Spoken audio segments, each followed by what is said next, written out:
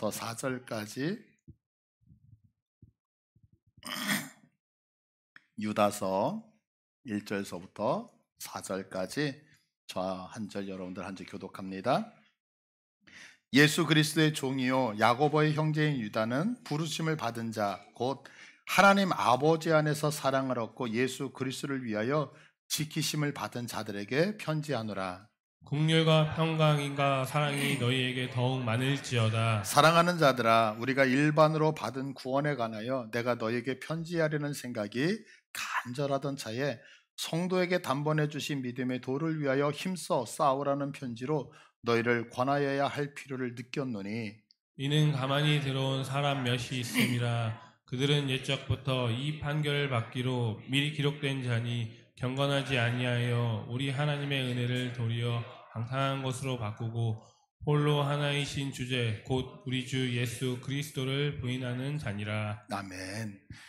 유다서는 총 한 장으로 되어져 있죠. 그리고 25절로 이루어져 있는 아주 짧은 서신서예요. 그런데 예수님의 동생이었던 유다는 이제 그 당시 초대교회 당시에 그 교회 침투에서 성도들의 신앙을 많이 흔들었던 그런 이단들이 있었거든요.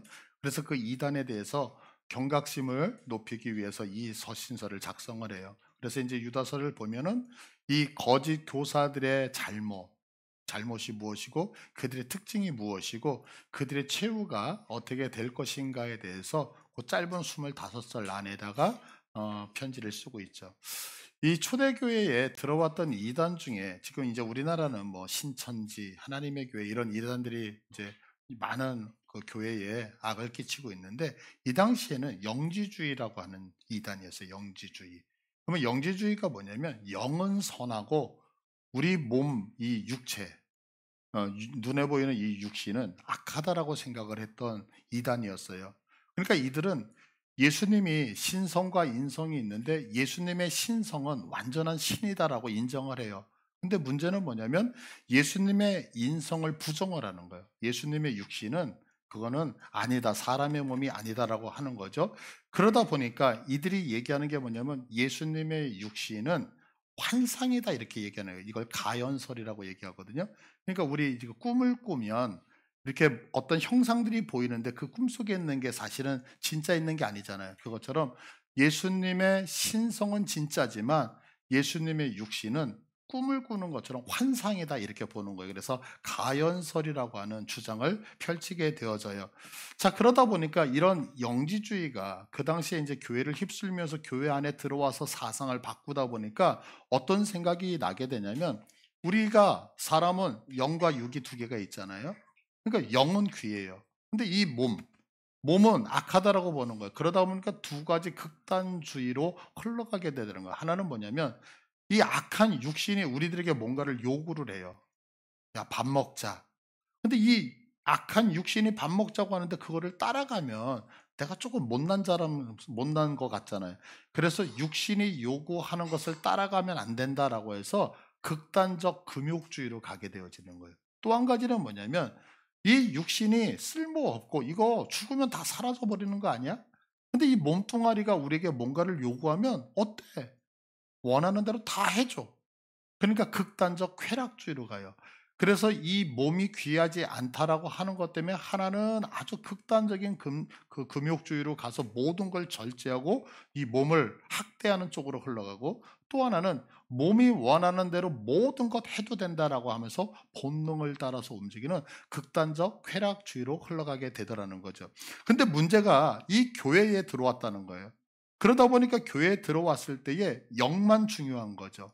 그러다 보니까 이 영이 중요하다라고 이런 생각을 하다 보니까 또 하나의 사상이 교회에 영향을 끼쳤는데 그 사상이 뭐냐면 하나님의 크신 사랑, 하나님의 크신 은혜 이것을 방종으로 끌고 가는 거예요. 야, 하나님이 나를 구원하셨잖아. 그러면 내 영이 하나님 앞에 가는 거니까 내 육신이 죄를 짓더라도 하나님은 사랑으로 은혜로 다 우리를 돌보시고 보살펴 주시지 않겠어? 라고 하면서 이 이단들이 교회에 들어와 가지고 하나님의 사랑과 은혜를 왜곡하여서 방종으로 끌고 가더라는 거죠. 그래서 지금 유다는 이렇게 교회를 파괴하고 성도들의 믿음을 흔들어대고 있는 이 이단을 경계해야 된다라고 하면서 이들과 거룩한 싸움을 해야 된다고 이야기하면서 오늘 유다서를 기록을 하게 되어진 거예요. 그러면 이 예수님의 동생 사도 유다가 그렇게 지키고 싶었던 것이 무엇이냐라고 했을 때 바로 교회였다고요. 교회를 지키고 싶은 거예요. 그러면 교회가 무엇이냐라고 하는 거죠. 그러면 교회가 무엇이냐라고 했을 때 고린도전서 1장 2절을 한번 보시겠어요? 교회가 무엇인지에 대해서 정확하게 두 가지로 정의를 내리고 있는데, 첫 번째는 뭐냐면 고린도에 있는 하나님의 교회, 그러면서 이제 교회가 무엇인지를 설명해요. 그리스도 예수 안에서 거룩하여지고 성도라 부르심을 받은 자들. 그러니까 교회는 뭐냐면 예수 안에서 거룩하여져서 성도라고 부름을 받는 자들이 교회라는 거예요. 두 번째, 교회는 뭐냐면 우리의 주 되신 예수 그리스도의 이름을 부르는 모든 자. 그러니까 교회는 건물이 아니에요. 성경에서 말씀하고 있는 교회는 예수 안에서 거룩해져서 성도로 부름받은 자가 교회이고, 두 번째는 뭐냐면 예수 그리스도의 이름을 부르는 모든 자들이 교회다, 이렇게 말씀하고 있어요. 그래서 이 교회라고 하는 단어가 헬라어로 에클레시아라고 하는 단어거든요. 이제 제가 설교 시간에 자꾸 이제 헬라어 이렇게 원어를 자꾸 얘기하는 이유가 있어요. 그게 뭐냐면 모든 언어는 근원이 있거든요. 말이 생겼을 때 그 말이 왜 나왔는지 근원이 있잖아요. 그 근원은 다 헬라어에서 거의 유래를 해요. 그러다 보니까 이 말이 그 의미하는 말을 찾기 위해서는 원어로 들어갈 수밖에 없는 거예요. 그래서 여러분들 죄송해요. 제가 유식해서가 아니라 그것을 설명드리고 싶어서. 그래서 이 교회라고 하는 단어가 헬라어로 에클레시아라는 단어인데요. 이게 두 가지의 단어의 합성을, 하나는 에크라고 하는 단어와 칼레오라고 하는 단어예요. 근데 에크라고 하는 단어가 뭐냐면 뭐뭐로부터 나오다, 이런 뜻을 갖고 있어요. 뭐뭐로부터 나오다. 그리고 칼레오라고 하는 단어는 불러내다예요. 그러니까 뭐뭐로부터 나와 불러내는 것, 이게 뭐냐면 교회라고 하는 뜻이에요. 그러면 교회는 어디서 불러내는 거죠? 세상으로부터 나와 부른 자들. 그러면 여기 지금 앉아있는 우리 모두는 세상에 수많은 사람들이 있는데 그들로부터 불러 이곳에 모였잖아요.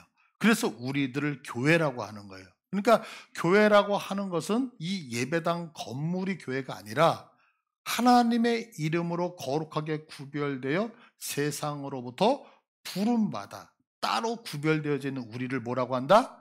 교회라고 하고 있다는 거죠. 그래서 사도행전 7장 38절을 보시면 시내 산에서 말하던 그 천사와 우리 조상들과 함께 광야 교회, 이렇게 표현해요.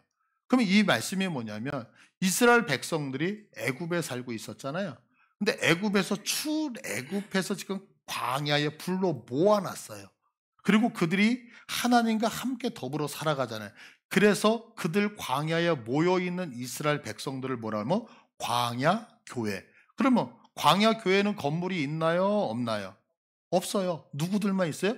애굽에서 부름받은 자들만 있단 말이에요. 그러니까 부름받은 자들이 누구다라고 했을 때 그들이 교회다라고 얘기를 하고 있는 거죠. 그러니까 여기 계시는 우리 한 분 한 분이 다 교회인 거예요. 그런데 유다는 교회를 지키려고 했던 이유가 있어요. 그럼 왜 유다가 왜 이렇게 하나님으로부터 부름받은 교회를 지키려고 했냐면 오늘 본문 1절을 보시면 두 가지를 말씀하고 있어요. 자, 1절을 보시면 예수 그리스도의 종이요 야고보의 형제인 유다는 부르심을 받은 자, 성도죠. 우리 교회요. 곧 하나님 아버지 안에서 사랑을 얻고 예수 그리스도를 위하여 지키심을 받은 자들이다. 그러니까 왜 유다가 이렇게 교회를 이단으로부터 방어하고 지키려고 했냐면 두 가지 이유 때문인데, 하나는 교회는 누구냐면 하나님의 사랑을 받은 자들이 교회이기 때문에 그렇다는 거예요. 두 번째는 뭐냐면 예수 그리스도를 위하여 지키심을 얻은 자들이기 때문에, 여기서 지키심이라고 하는 얘기는 뭐냐면 주님이 오시는 그날까지, 심판의 날까지 보호하시는, 그러니까 교회를 왜 그렇게 지키려고 했냐면 하나님이 사랑을 했고 하나님이 보호하시는 자들이 누구냐?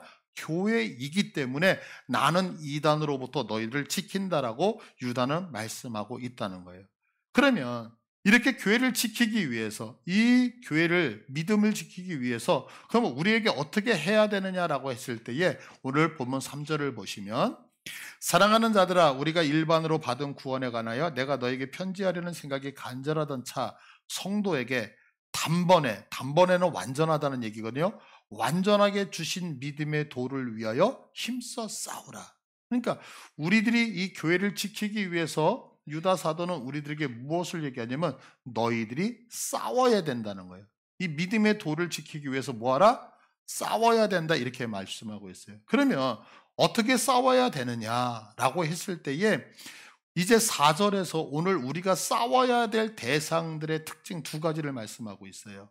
그러면 그 특징이 뭐냐면 4절에 이는 가만히 들어온 사람 몇이 있음이라 그들은 옛적부터 이 판결을 받기로 미리 기록한 자니 경건하지 아니에요. 우리 하나님의 은혜를 도리어 방탕한 것으로 바꾸고, 그러니까 하나님이 우리에게 은혜를 주셨잖아요. 근데 이 은혜를 주신 것을 왜곡시키는 거예요. 하나님의 말씀을 곡해시키는 거예요. 그래서 침투에 들어오는 그들에게 싸워야 된다고 말하고 있어요.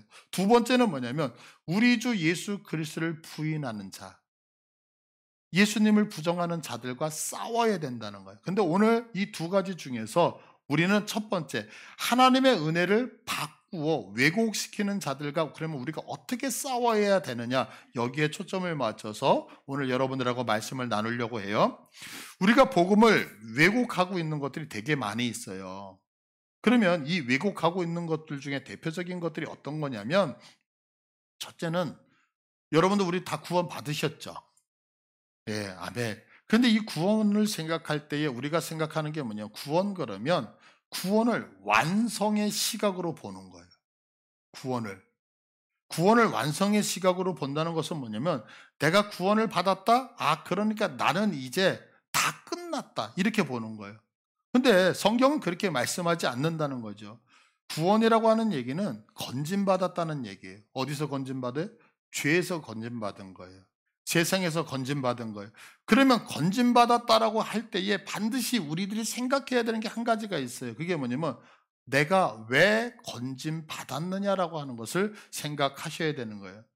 우리 이스라엘 백성들이 지금 애굽에서 나오잖아요.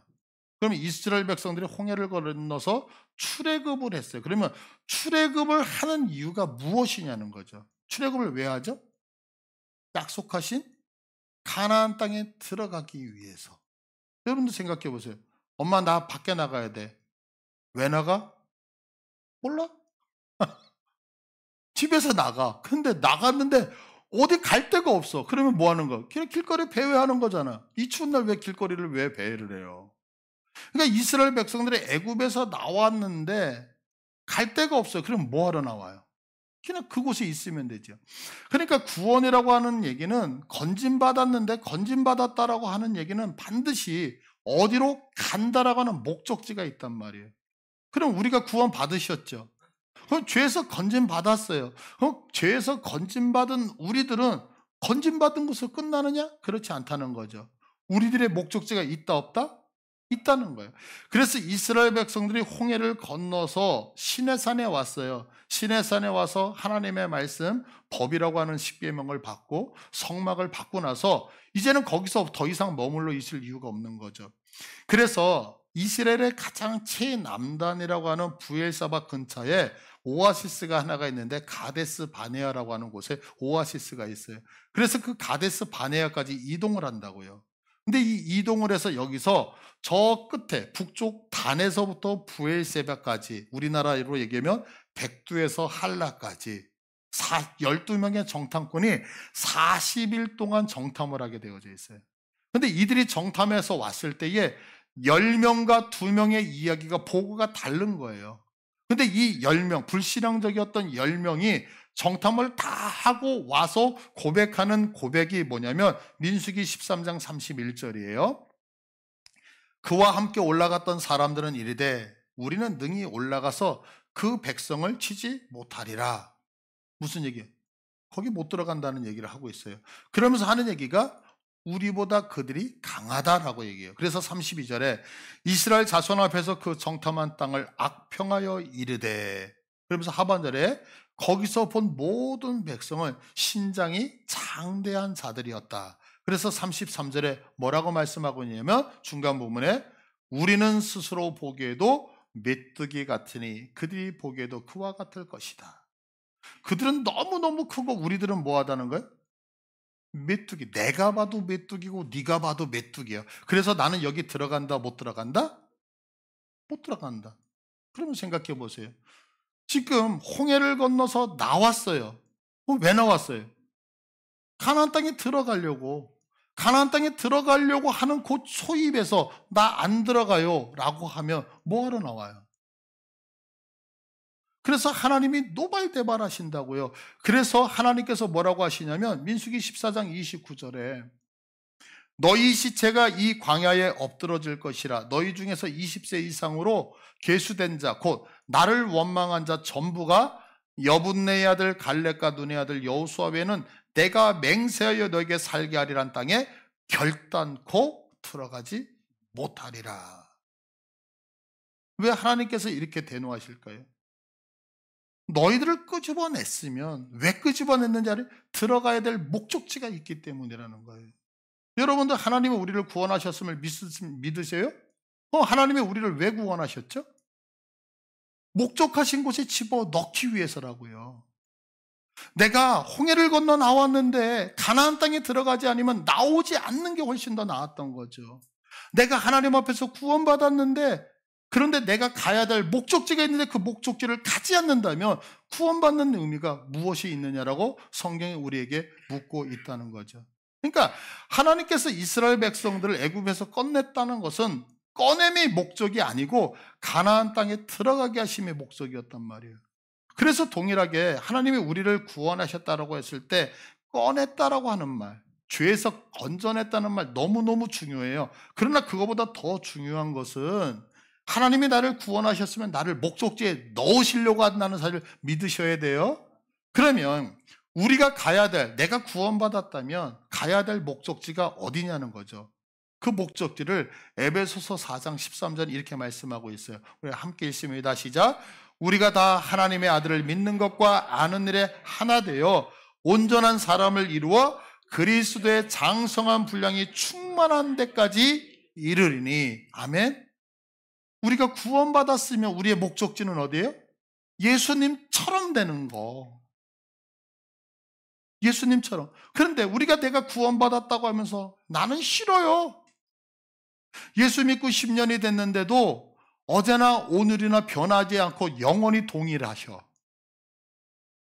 그러면 문제가 있을까요? 없을까요? 심각한 거라고요. 성경은 분명하게 말씀하는 거예요. 어제보다는 오늘이 내가 예수님을 닮아가셔야 되는 거예요. 오늘보다는 다음 주가 예수님을 닮아가셔야 되는 거예요. 작년보다는 내년이 예수 그리스도를 닮아가셔야 되는 거예요. 만약에 내가 여전히 예수를 믿으면서도 닮아가지 않는다라고 한다면 내가 구원받은 이유를 모르고 있는 거예요. 누구처럼? 애굽을 나왔는데 가나안에 안 들어가겠다. 그럼 왜 나왔느냐는 거죠. 하나님이 우리에게 반문하고 계시는 거죠. 그래서 이제 죄에서 구원받았으니까 우리는 어디까지 가요? 장성한 분량까지 가야 되는데 뭐라고 얘기하냐면 안 가겠다는 거죠. 그럼 안 가겠다고 얘기하는 것은 아주 잘못된 신앙 중에 하나다라고 말씀하고 있는 거예요. 그러니까 여러분들 부탁드려요. 구원받으셨으면 장성한 분량까지 가셔야 되는 거예요. 그런데 우리가 구원을 생각할 때 무엇을 생각하냐면 구원을 받으면 그게 시작이고 이제는 목적지가 있다는 생각을 하지 않고 구원받은 것이 전부다라고 생각하는 분이 있다 없다? 있다는. 그러니까 어떻게 돼요? 너 구원받았어? 구원받았어. 너 이제 천국 가네? 천국 가. 그러니까 이제 함부로 살아도 되지. 왜? 죄 지면 어때? 어차피 천국은 보장돼 있는데? 그럴싸하지 않으세요? 여러분이 잘 알고 있는 구원파. 그래서 내가 한 번 예수를 믿고 구원받았기 때문에 이제는 어떤 죄를 져도 상관이 없다고 가르치는데 수많은 사람이 넘어가는 이유가 뭘까요? 구원이 시작이 아니라 구원이 최종 목적지라고 생각하고 있기 때문에. 그러나 성경은 그렇게 말씀하지 않는다고요. 여러분들 구원 받으셨죠? 그러면 목적지를 향해서 가셔야 돼요. 예, 그래서 이단을 이기실 수 있는 힘이 있기를 원하시고요. 두 번째 뭐냐면 우리가 복음을 왜곡하는 것 중에 받은 복음 중에서 왜곡되어지는 게 뭐냐면 은혜라는 단어를 오해하기 때문에 그래요. 은혜라는 단어. 은혜라고 하면 우리는 그 내용, 의미, 뜻을 먼저 생각해요. 은혜. 그러면 은혜라는 단어를 사전에서 찾아보면 고맙게 베풀어주는 혜택 이렇게 되어져 있어요. 그러니까 우리식으로 얘기하면 은혜는 뭐냐면 하나님이 거저 주시는 것을 은혜라고 얘기를 해요. 근데 이 은혜라는 단어가 딱 나오면 제일 먼저 생각해야 되는 게 뭐냐면 그러면 그 은혜를 받는 자가 누구냐라고 하는 대상을 생각을 하셔야 돼. 대상. 그러면 왜 이 은혜라는 단어를 생각하면서 대상을 생각하면 이 은혜라는 단어를 어떻게 이해하느냐에 따라서 두 가지의 큰 사상으로 나누어지기 때문에 그래요. 은혜라는 것은요, 한 가지는 보편적 은혜가 있어요. 보편적 은혜. 그리고 또 하나는 유효적 은혜라고 하는 게 있어요. 그럼 보편적 은혜라고 하는 건 뭐냐면 모든 자들에게 베풀어 주시는 은혜를 보편적 은혜라고 얘기를 해요. 그러나 유효적 은혜라고 하는 것은 의도되어져 있는 특별한 자에게만 주는 은혜를 의도적 은혜라고 얘기를 하는 거예요. 그러니까 우리가 은혜 그럴 때 여기 있는 모든 자들이 받았다라고 하면 그건 보편적 은혜예요. 근데 나만 특별히 받았다 그러면 유효적 은혜. 이렇게 은혜는 두 개로 나눠져요. 그러면 이 보편적 은혜와 유효적 은혜가 왜 그렇게 중요하느냐라고 할 때 이 보편적 은혜, 모든 자들에게 은혜를 베풀었다고 했을 때 특징이 세 가지로 나와요. 그 세 가지를 요약해서 말씀드린 첫 번째 특징이 뭐냐면 성부 하나님의 사랑하심은 보편적 은혜를 얘기하는 거예요. 성부 하나님의 사랑하심은 어떤 차별이나 예외 규정 없이 편애함이 없이 모든 사람에게 임한다는 거예요. 누가? 하나님의 사랑하심이. 아니요, 여기서 아멘 나오면 안 되는데. 하나님의 사랑하심이 모든 자들에게. 두 번째는 뭐냐면 성자 예수님이 우리들의 모든 죄를 위해서 돌아가셨다는 거예요. 이게 보편적 은혜. 또 한 가지는 뭐냐면 성령 하나님의 사랑하심이 모든 사람의 영혼에 적용되기 위해서 지금도 지속되고 있다는 거예요. 자, 정리 다시 해드릴게요. 은혜는 두 가지가 있다 그랬어요. 하나는 보편적 은혜, 하나는 유효적 은혜. 보편적 은혜는 모든 자들에게요. 그래서 보편적 은혜의 관점으로 보면 하나님의 사랑하심은 모든 자에게 임하는 거예요. 두 번째, 예수님의 사랑하심은 모든 자를 위해서 죽으시는 거예요. 세 번째, 성령님은 그 모든 자에게 역사하시는 거예요. 그런데 여기에 문제가 생겨요. 자, 보세요. 하나님이 여기 있는 모두를 위해서 사랑하시고 우리 모두를 위해서 예수님이 죽으셨고 우리 모두에게 성령님이 역사하셨어요. 그런데 문제점 첫 번째. 그러면 하나님이 그렇게 사랑했는데 왜 누구는 구원을 받고 누구는 구원을 못 받느냐는 거예요. 그 이유가 뭐예요? 내가 그 하나님의 사랑을 아멘할 수도 있고 거절할 수도 있잖아요. 자, 그러면 생각해 보세요. 제가 제 아이가 있는데 제 아이 보고 너 이것 좀 해. 싫어요, 아빠. 그래서 거절을 했어요. 그러면 제가 권위가 높은 거예요? 제 아이가 제 권위를 위에 올라선 거예요? 거절하는 자가 더 권위가 센 거잖아요. 그렇지 않아요? 그러니까 제가 아이한테 너 이거 해. 싫어요, 아빠. 그러면 그 아이가 거절을 했다는 것은 나보다 힘이 세다는 얘기잖아요. 하나님이 우리에게 모든 사랑을 베풀어 주셨는데 우리가 싫어요. 그 사랑 안 받을래요. 그래서 구원을 못 받아요. 그러면 하나님이 센 거예요? 사람이 센 거예요? 사람이 센 거죠. 그러니까 보편적 은혜를 얘기하게 되어지면 첫 번째, 사람이 하나님보다 위에 서서 결정권을 갖게 되어진다고요. 두 번째는 어떤 문제가 있게 되어지냐면, 자, 하나님이 모든 사랑을 베풀고 예수님이 그들을 위해서 죽고 성령님이 그들을 위해서 역사하셨음에도 불구하고 하나님이 이루시지 못하는 것이 있다는 문제가 대두가 되어지죠. 그래서 우리는 보편적 은혜를 부정하는 거예요. 우리는. 그러니까 하나님의 은혜는 보편적 은혜가 아니에요. 모든 사람을 사랑하시고 모든 사람을 위해서 죽고 모든 사람에게 성령님이 역사하셨다, 이렇게 우리는 믿지 않는단 말이에요. 이거 이해되시면 아멘. 그러면 우리는 유효적 은혜를 얘기한다고요. 나만 받은 거예요, 나만. 보세요. 지금 우리 예배당에 이제 그러면 안 되겠지만 이 예화를 들면서도 마음에 좀 그렇더라고요. 왜냐면 말이 조심해야 되는데 이제 화재가 난 거예요, 화재. 그래서 우리가 누가 밖에서 불이야! 그래서 이제 밖에 나가는데 이 천장이 무너졌어요.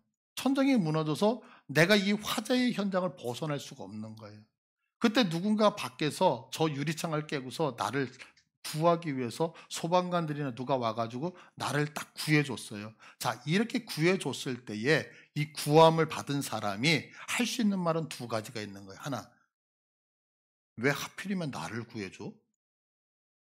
또 하나, 다른 사람도 있었는데 나를?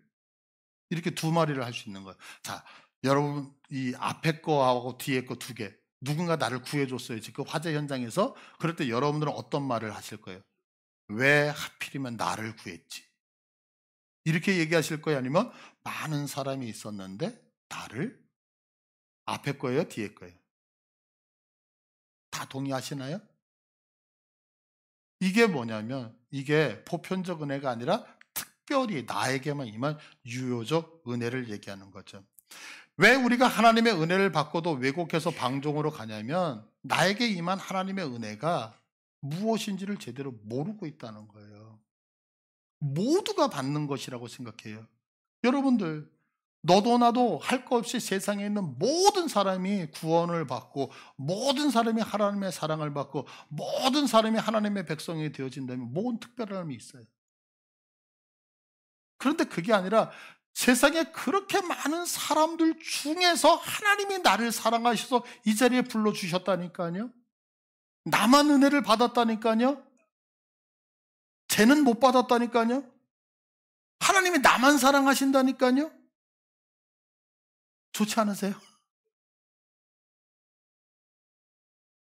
내가 평상시에 예쁘다고 부러워했는데 걔는 저기 있는데 나는 여기 있어. 아싸잖아요, 아싸. 이것을 모르는 거예요. 마태복음 12장 32절을 한번 볼게요. 누구든지 말로 인자를 거역하면 사하심을 얻되 누구든지 말로 성령을 거역하면 이 세상과 오는 세상에서도 사하심을 얻지 못하리라. 자, 이 말씀 중요해요. 성령을 거역하면 사하심을 얻지 못한다. 여기서 거역이라는 것은 대적한다는 얘기거든요. 그래서 성령님을 대적하면 용서받지 못하는 거예요. 아, 그래서 내가 성령님을 절대로 대적하면 안 되겠구나, 이렇게 생각할 수 있어요. 그런데 여쭤볼게요. 여러분, 우리는 피조물이잖아요. 그럼 피조물인 우리가 창조주 하나님이 하시는 것에 대해서 대적할 수 있나요? 대적한다는 얘기는 무슨 얘기냐면 하나님보다 힘이 세기 때문에 싸우겠다는 얘기잖아요. 그러면 성령님을 대적하면 용서를 못 받아요. 그러면 우리들 안에, 피조물 안에 성령님을 향하여 대적할 수 있는 자가 단 한 명이라도 있을까요? 그러면 이 말씀은 성령을 대적하면 사함을 못 받는다, 이런 의미가 아니잖아요. 왜? 인간 중에서는 하나님을 향하여 대항할 수 있는 자가 있어요, 없어요? 대항할 수가 없기 때문에 그렇죠. 이제 성경이 어렵다는 게 이런 부분이거든요. 그러니까 인간이 하나님을 대항하지 못해. 그런데 성경은 지금 어떻게 표현하고 있냐면 대항을 하는 것처럼. 그러면 네가 사함을 못 받아. 근데 우리는 대항을 못 한단 말이에요. 그러면 이 말씀은 그런 말씀이 아니라는 거죠. 그럼 이 말씀의 의미가 뭐냐면 사함받지 못하는 이유가 뭐냐면 성령님께서 그에게 말씀을 안 해주시기 때문에 그렇다는 거예요. 자, 조금 더 설명드려. 이사야서 6장 9절을 보세요. 이 이사야서 6장 9절은 이사야 선지자를 부르시고 하나님이 그 선지자에게 주시는 소명이에요. 그런데 여호와께서 이르시되 가서 이 백성에 이르기를 너희가 듣기는 들어도 깨닫지 못할 것이고 보기는 보아도 알지 못하리라 하여 이 백성의 마음을 둔하게 하며 그들의 귀가 막히고 그들의 눈이 감기게 하라 염려하건대 그들이 눈으로 보고 귀로 듣고 마음으로 깨닫고 다시 돌아와 고침을 받을까 하노라 하시기로. 지금 이사야에게 주셨다 그랬잖아요. 그럼 이사야는 선지자예요.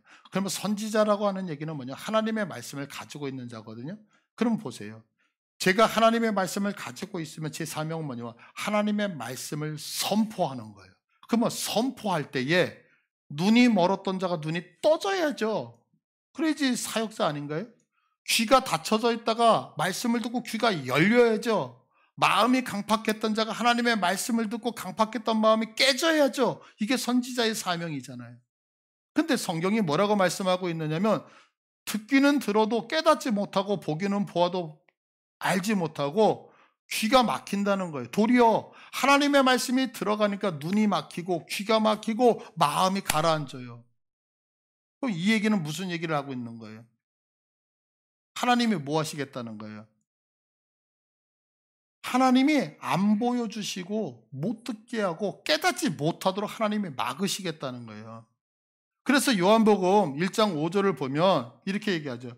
빛이 어둠에 빛이 돼 어둠이 깨닫지 못하였더라. 아니 여러분 빛이 번쩍하고 비치면 아 이거 빛이구나 알아야 되잖아요. 근데 깨닫지 못했대요. 왜 그럴까요? 하나님이 알려주시지 않았기 때문에 그런 거예요. 이거 어렵잖아요. 참 이제 부끄럽지만 제가 무식해요. 무식한데 결정적인 무식함을 좀 얘기할 테니까 용서하시고 들으세요. 한 달 전쯤인가요? 이제 미국에서 연락이 왔어요. 제 친구한테. 이제 제가 중학교, 고등학교 다녔던 친구인데 함께 교회를 다녔던 친구들이에요. 근데 이제 이 친구가 미국에서 살다가 한 30여 년 만에 나 한국에 나간다 그러면서 만나고 싶다고. 그래서 이제 주일날 예배를 다 마치고 나서 강남에 가서 강남이라고 하는 곳에 커피숍에 처음 가봤어요. 강남 커피숍에 가서 이제 친구 셋이 만난 거예요. 그래서 이제 제가 여기 이렇게 앉아있고 저하고 가장 친했던 남자친구가 여기 앉아있고 미국에 살던 그 여자친구가 이제 남편하고 같이 이렇게 나왔더라고요. 그래서 이제 남편하고 이렇게 넷이서 차를 막 먹고 이렇게 하다가 이제 남편은 먼저 들어가겠다고 숙소로 들어가고 이제 친구 셋이 남은 거예요. 셋이 남았는데 이 여자친구가 저보고 그러는 거야. 야, 혜수야. 야, 요즘 민영이 잘 나가나 보다. 제 옆에 있는 남자친구를 보고 야, 민영이 잘 나가나 보다? 왜? 그랬더니 야, 허리띠 봐봐, 허리띠. 그래가지고 이렇게 해서 허리띠를 딱 봤더니 H자가 딱 보이더라고요. H. 그래서 야, 너 현대 홍보대사냐? 그랬더니 이 친구가 저를 뭐 본 것처럼 깜짝 그러면서 막 웃는 거예요. 그래서 제가 또 눈치는 빠르잖아요. 이건 뭔가 내가 잘못 얘기했구나. 그래가지고 미안하다, 야. 혼다구나, 혼다. 그랬더니 또 막 웃는 거예요. 지금은 알아요. 이제 버클에 보면 H가 그 헤르메스 명품인데 저는 헤르메스가 뭔지 몰랐거든요. 그래서 H를 딱 보는 순간에 현대가 딱 생각이 나는 거예요. 그래서 너 현대 홍보대사냐? 분위기가 이상해서 야, 너 혼다 하냐? 여러분도 보세요. 아무리 좀 명품이 있어도 제가 그 명품을 알아보지 못하는 이유가 뭘까요? 헤르메스라고 하는 명품이라는 선지식이 제가 있다 없다? 없어요. 없으니까 아무리 좋은 걸 봐도 그걸 알아보지 못하는 거죠. 자, 그러면 내가 그걸 딱 보면 야, 헤르메스라고 하는 명품을 차고 있었네 라고 하는 거, 내가 명품을 안 갖고 있을지라도 그것을 알아본다는 것은 명품이라는 지식이 내게 들어온 것이 이미 은혜란 말이에요. 그런데 보세요. 빛이 어둠을 봤어요. 아니, 빛이 어둠이 있는데 어둠 속에 빛이 들어왔어요. 근데 이 어둠이 빛을 깨닫지 못해. 왜 깨닫지 못할까요? 누가 알려주지를 않은 거예요. 근데 우리는 어둠이었는데 그 빛이 딱 오는 순간에, 예수가 딱 오는 순간, 이분이 예수님 메시아라는 걸 딱 잡았다면 어떻게 잡을 수 있었죠? 하나님이 알려주시는 은혜가 이미 있었기 때문에 그렇단 말이에요. 그러니까 성령을 거역하면, 그래서 하나님이 명령하는 것을 내가 거역하면 용서 못 받는다가 아니라, 내가 왜 용서를 못 받냐면 성령님이 내게 말씀을 안 하고 계신단 말이에요. 다시 얘기해서 은혜를 베풀지 않기 때문에 내가 하나님 앞에 구원을 받지 못하고 용서받지 못한다라고 성경은 거꾸로 얘기를 하고 있는 거죠. 그러니까 하나님의 은혜를 받고도 그 은혜를 방탕한 것으로 우리가 왜 바꾸냐면, 우리 안에 하나님에 대한 올바른 지식이 없기 때문에 그렇다는 거예요. 그래서 오늘 유다에서 교회를 지키고 우리들의 믿음을 지키기 위해서 힘써 싸우라고 할 때, 그 싸움은 힘으로 싸우는 것이 아니라, 성경 에베소서 6장 22절을 보니까 우리의 씨름은 혈과 육을 상대하는 것이고, 통치자들과 권세들과 이 어둠의 세상 주관자들과 하늘에 있는 악의 영들을 상대합니다 라고 분명히 싸움의 대상에 대해서 말씀하고 있다는 거죠. 그래서 골로새서 2장 8절을 보세요. 누가 철학과 헛된 속임수로 너희를 사로잡을까 주의하라. 보세요. 지금 우리들이 싸우고 있는 모든 이단과의 싸움은 그들의 사상과의 싸움이잖아요. 아까도 제가 말씀드렸죠. 그들이 얘기할 때 너 구원받았잖아. 그래, 구원받아. 그러니까 이제는 죄 지으면서 살아도 상관없어. 아, 그거 멋지네. 부여잡았어요. 그런데 우리의 신앙의 도를 잃어버리는 거예요. 자, 하나님이 우리를 사랑하시는데 모든 사람을 사랑하셔. 너도 그 중에 하나이야. 아, 그래? 너도 받고 너도 받고. 그러니까 은혜의 감격이 없어서 어떻게 해요? 내가 구원받고 내가 하나님의 은혜를 받는다는 것이 얼마나 귀한지를 모르니까 하나님에 대해서 방종한 쪽으로 흘러가더라는 거죠. 그래서 누군가와 싸울 때 철학과 헛된 속임수로 너희를 포로로 잡을까, 너희들을 유혹할까 조심하라라고 말씀을 하고 있는 거예요. 그래서 성경은 분명히 우리들에게 말씀하고 있는 거예요. 요한복음 17장 3절을 보시면 우리 다 같이 있습니다. 시작. 영생은 곧 유일하신 참 하나님과 그가 보내신 자 예수 그리스도를 아는 것이니라. 영생은 영원한 생명.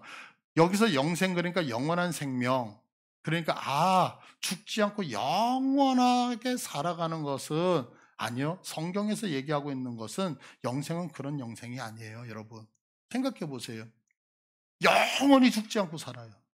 근데 치매로 살아. 그게 은혜일까요? 저주일까요?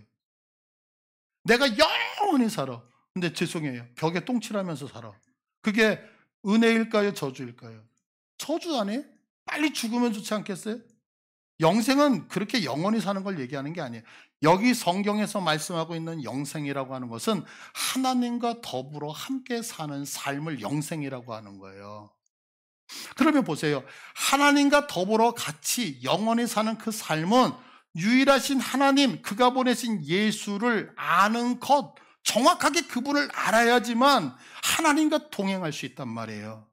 정확하게 예수를 알아야지만 그분의 품 안에 거하면서 참된 위로를 받으며 살아갈 수 있단 말이에요.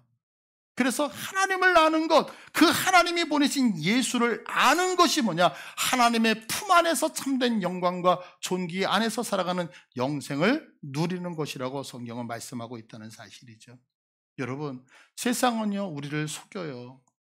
세상은 우리들이 갖고 있는 하나님의 말씀의 도를 약간씩 바꾸어서 말하고 있어요.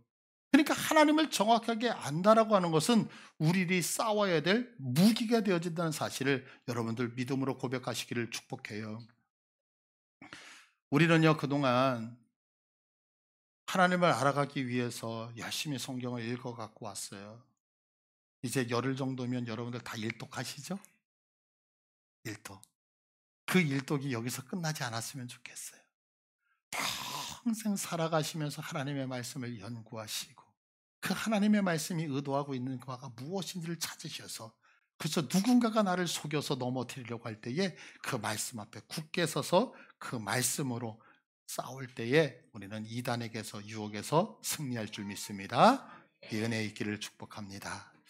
우리 다 같이 일어나셔서 찬양하면서 결단했으면 좋겠습니다.